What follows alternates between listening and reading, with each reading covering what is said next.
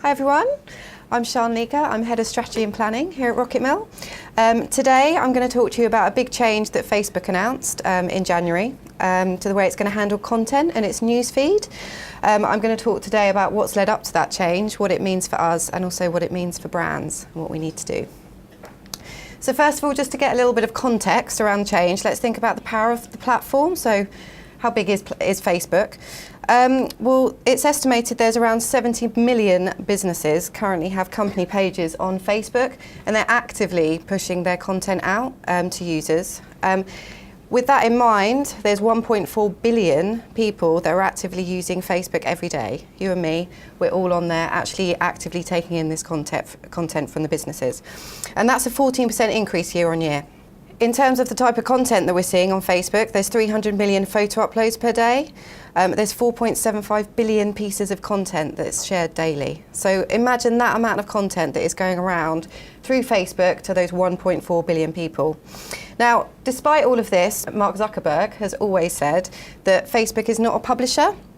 And it's true, they're not publishing content from Facebook, but actually they're a huge platform in terms of pushing the content through. Over the last 2 years, it has been a tricky time for Facebook, and they really have been taking quite a beating in the media. So it started in May 2016, when Gizmodo reported that Trending Topics, which is the newsfeed, routinely suppressed conservative news. It was actually having an impact on what people were seeing, and it was actually creating propaganda, if you like. So the story, it says there, sent Facebook scrambling and obviously got them to sit up and take notice. In July 2016, Rupert Murdoch started telling Mark Zuckerberg that Facebook was wreaking havoc on the news industry, and he started saying that actually he wanted to get involved. Big problems for Facebook were afoot.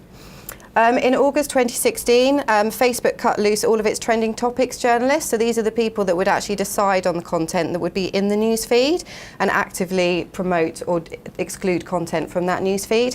They decided to transfer that into its algorithm. So it was 100% based on the algorithm that was creating what you'd see in your news feed.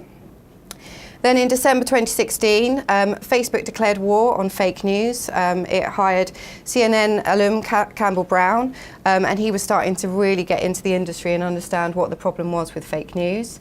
In October 2017, we started seeing news about Russian propaganda, and this is where people started seeing, from what had happened with the presidential election in the US, some of the real problems that had happened via Facebook. And then in November 2017, this is when Facebook really started getting a grilling. It says they got pummeled during Congressional Intelligence Committee hearings. But this is where really from a legal side, Facebook started having to answer in terms of what they were showing on the newsfeed. Now, two of the key problems that I've pulled out to give you the context. The first one is around fake news. I think the latest estimate is that there's around 50 million fake sites on Facebook. So that's fake pages that are delivering content to people that people have developed.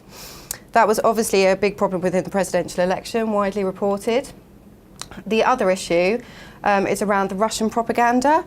So what they were able to do with these fake news sites is actually they were able to start understanding the algorithm within the Facebook newsfeed, and they'd start creating viral content through gamifying the actual algorithm. And that's where this whole problem came through, which Facebook obviously had to respond to.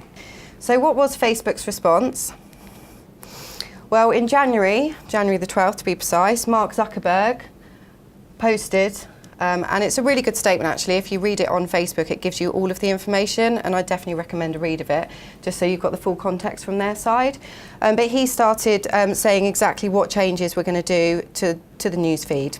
So I've just put a summary of the changes here. So the key one is they're going to start deprioritising content from news sources, publishers and businesses. So if you're one of those people that actually pushes content out there, your content will start to get deprioritised within the news feed. It's also going to change its algorithm, and it's going to do this through monitoring how users are interacting and engaging with the content. It's actually already started happening. It started at the end of last year, and that's going to carry on through 2018. And there's also going to be less public content and more community-based interactions. And the way that Mark Zuckerberg described it is that he's told his product team that he's asking them to change from focusing on helping you find relevant content to helping you have more meaningful social interactions. Really important change for brands. It means that you've really got to think about what you're going to be publishing in terms of content. Now that we've kind of looked at what was actually the change that's happened within Facebook, let's see what the publishers thought. So you can imagine some of the reactions from the publishing community. I've put there, some pieces of press in the US. So Facebook is just screwing our news operations and our democracy. We got similar from The Guardian in our country as well, how it really focused on it's a problem for democracy, and actually Facebook is influencing the way that we're reading the news, which is not okay. There was also some likes from the publishing community as well. I thought this one was really interesting from BuzzFeed. They actually said that Facebook's change was in line with how they want to develop content for their site, and actually from their point of view their content strategy has always been about creating engaging content for people to interact with, so for them it's just on par with their strategy. Financial Times as well, they also said it was a really good move for the audience and the consumer, and they thought that it was a really positive change. Personally, from my side, and I think this is what a lot of marketers think, is that it's a really good change. It means that we're focusing more now on the audience, and actually brands have got to think about really what content people will want to see on Facebook in the newsfeed, and not just push loads of irrelevant content out there and expect people to want to interact with it. In terms of what it means for brands and actually what they need to do, there's some really clear areas that he's highlighted within his statement, and I'm going to just talk through some of those through the rest. So if you actually look through the statement, it's really clear. It's a little bit like the Google changes that have happened over the last few years, and anything that Google changes through its algorithm, you can always see it within the T's and C's and the guidelines in Google. If you look at this statement and actually in the background Facebook, you can probably see from a content perspective what you need to focus on. So some of the key areas: video and other public content, that's a plus. He wants us to help us connect with each other.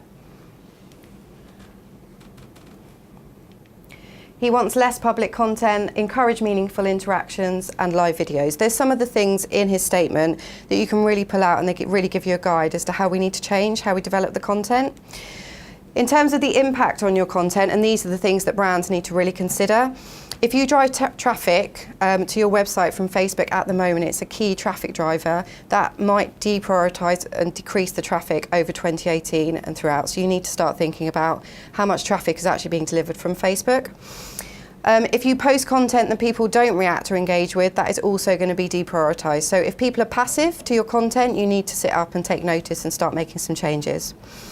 If you post low quality content, always something that we advise on in RocketMill, which is that you've got to deliver high quality content, whatever the platform, and it's exactly the same principle for Facebook.